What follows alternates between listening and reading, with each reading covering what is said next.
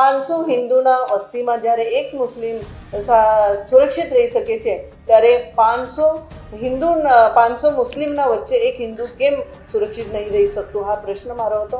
અને સાથે સાથે જે આ અશાંતધારાની ફાઇલો પાસ કરવામાં આવે છે એમાં પર કડક કાર્યવાહી કરવામાં આવે. કલેક્ટરની હમણાં તો સુધારા વિધેયક લાવ્યા છે, તેમાં એસઆઈટીની પણ કમિટી બનાવી છે. એ પણ કમિટી સારી રીતે તપાસ કરે અને પછી જ એમને મિલકત વેચવાની પરમિશન આપે. આવી ઘણી બધી સૂચનોની સાથે સાથે મારી ચર્ચામાં મેં ભાગ લીધો.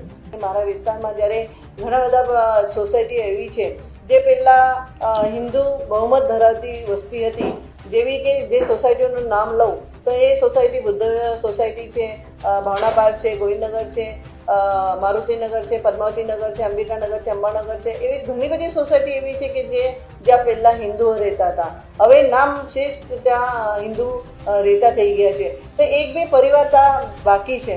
એક બે પરિવાર બાકી હોય તો એમાં એમને કેટલા શારીરિક માનસિક ત્રાસ આપવામાં આવે છે. એમની જે વેદના હતી એ વેદના એ લોકો જ્યારે મને મળતા હતા ત્યારે કહેતા હતા કે આવો જે અમને અશાંતધારાને લીધે, અશાંતધારા લાગુ કરવાને લીધે અમને આ વેચવા પણ મળતું નથી.